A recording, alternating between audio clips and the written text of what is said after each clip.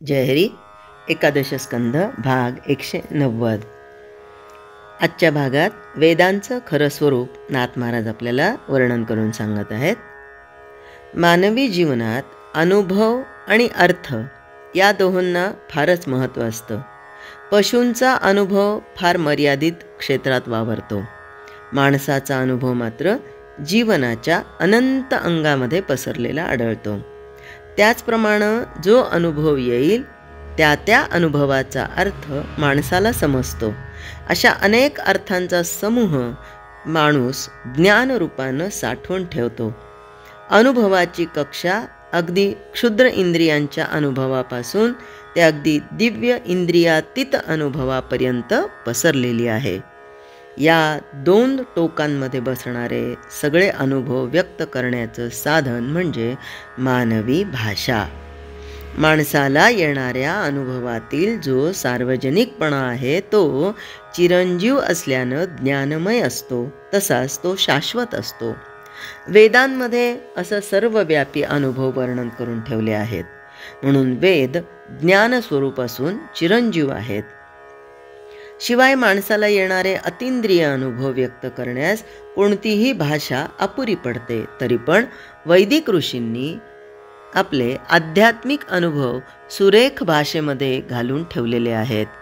आज हजारो वर्ष साधकांना दीपस्तंभाप्रमाणातील शब्द मार्गदर्शन करत आहेत. या दृष्टीनं वेदांच्या मंत्रांना अलौकिक महत्त्व आलं तर नवल नाही.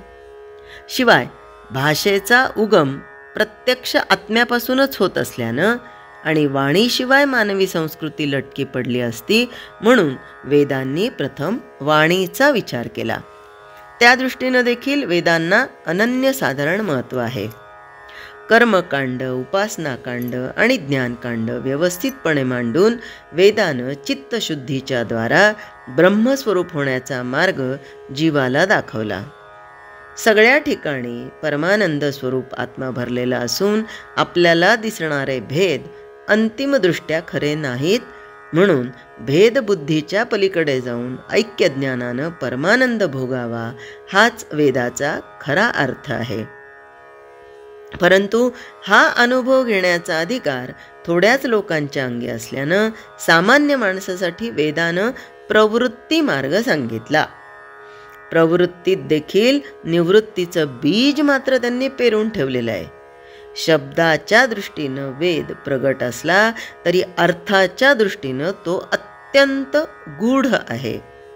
वेद 4 प्रकारचे आहेत असं म्हणतात. त्या 4 वाणीच होत.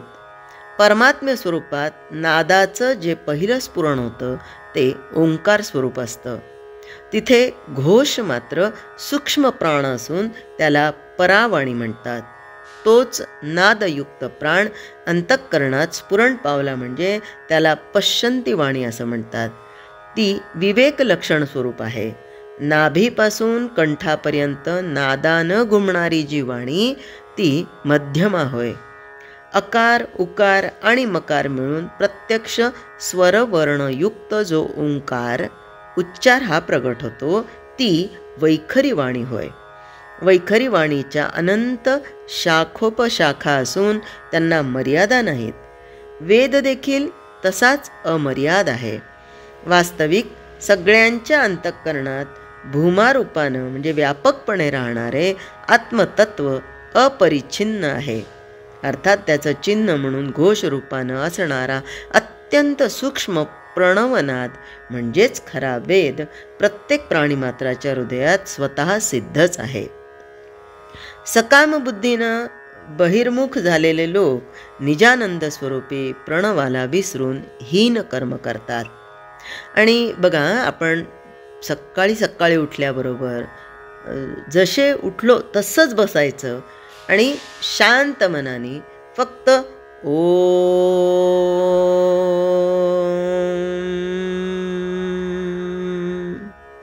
फक्त 3 वेळा किंवा ज्यांना जमत असेल त्यांनी 11, 21 वेळेनुसार आपल्या दैनंदिनीच्या असं जर केलं तर आपल्याला एक वेगळी ऊर्जा प्राप्त होते आणि सकाळचा जो ओंकारनाद तो आपल्या तनामनामध्ये भरून राहतो, म्हणजे स्थूल देहामध्येही आणि सूक्ष्म देहामध्येही भरून असल्यामुळं मग आपल्याला काय होतं, दिवसभराची एक एनर्जी मिळते सकाळचा ओंकार म्हणल्यामुळे. आणि म्हणून मग सकाम बुद्धी किंवा वाईट कृत्य हे आपल्याकडून घडतच नाही. आणि प्राणीमात्रांच्या हृदयात स्वतः सिद्ध असणारा हा ओंकार म्हणजे आत्मतत्व म्हणजेच मी आहे, परमात्मा म्हणजेच मी आहे, ही ग्वाही सातत्याने स्वतःला दिल्या जाते. आणि म्हणून मग हीन कर्म ही केली जात नाहीत. सकाम बुद्धीनं बहिर्मुख झालेले लोक निजानंद स्वरूपी प्रणवाला विसरून मग हीन कर्म करतात. साधकांना सूक्ष्मनादाचा निधिध्यास लागलेला असतो. कमळाच्या देठातील कोमल तंतूप्रमाणे असणारा हा अत्यंत सूक्ष्मनाद नाभीपासून ब्रह्मरंध्रापर्यंत ओंकार रूपानं चालत असतो. साधक लोक त्या नादाचं निरंतर अनुसंधान ठेवतात. बघा, एखाद्या वेळेस सकाळी आपण एखादं गाणं जर ऐकलं तर रात्री झोपेपर्यंत ते गाणं काही वेळानंतर आपोआप गुणगुणल्या जातं ना. आपण एकदाच ऐकलं होतं, पण सातत्याने तो नाद आपल्या आतमध्ये चालू राहतो ना. तसंच दोन्ही कानांवर 2 हात ठेवले म्हणजे हा नाद ऐकू येतो. कोणता? निरंतर अनुसंधानामध्ये ओंकाराचा. वेदांती याला सूक्ष्मनाद म्हणतात, योगी अनाहत शब्द म्हणतात, तर ज्ञानी शुद्ध वेद असं म्हणतात. मग आपण म्हणतो ना, वेदातील हे एक प्रसिद्ध महावाक्य आहे, त्वम म्हणजे तू जीव, तत् म्हणजे ते परमात्म्य रूप, असी म्हणजे आहेस. आपल्या जीवाचं परिवर्तन होत होत त्याचा शिव बनून शेवटी संपूर्ण तादात्म्य होणं हा अनुभवाचा शेवट आहे.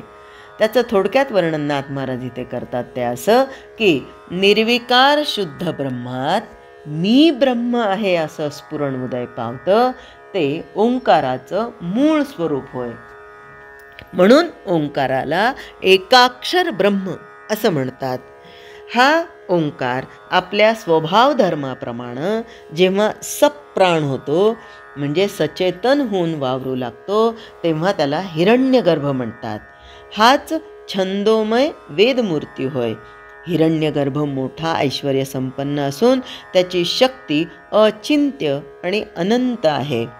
प्राणशक्तीच्या साह्यानं प्रत्यक्ष नादरूप घेऊन तो जेव्हा मनशक्तीला जागृत करतो तेव्हा प्रत्यक्ष वैखरी प्रगट होतो. या 4 वाणी एकमेकींना सोडून एक क्षणभरही राहत नाहीत. मूलाधार चक्रात परावाणी उत्पन्न होते, स्वाधिष्ठानात पश्यंतीचा जन्म होतो, मणिपूर चक्रापासून विशुद्ध चक्रापर्यंत मध्यमेची जा ये ही चालत राहते. तिथून तोंडाच्या द्वारे वैखरी प्रगट होते. सर्व छंदात गायत्री छंद मुख्य आहे. गायत्रीच्या अनुष्ठानानं जीवाशिवाचं समाधान होतं. माया नावाची ईश्वराची विलक्षण शक्ती आहे. त्यात चैतन्य प्रतिबिंबित झालं की अविद्येमुळं त्याला जीवत्व येतं. त्वम असं त्याला म्हणतात. मायेच्या योगानं विश्वाचा खेळ खेळून पुन्हा अकर्तेपणानं राहणारा जो ईश्वर त्याला शिव किंवा तत् असं म्हणतात. तो सर्वद्रष्टा आणि सर्वज्ञ असून सर्वसमर्थ असतो.